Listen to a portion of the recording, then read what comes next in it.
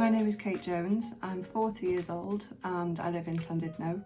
I'm currently in my final year of study of the National MA in Leadership and Education at Bangor University. I chose to study this course because after almost 2 decades as a teacher, I felt that it was time to update myself on current theory, educational methods, and to develop myself as a teacher and a leader.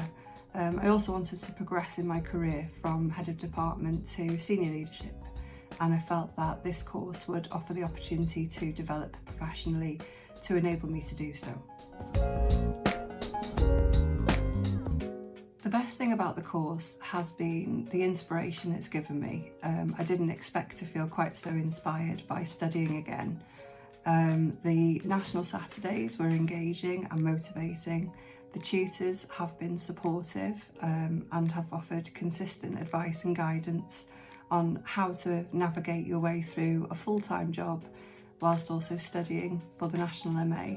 But what I've really found to be the most positive aspect of studying this course is how it's reignited my passion for learning as well as teaching.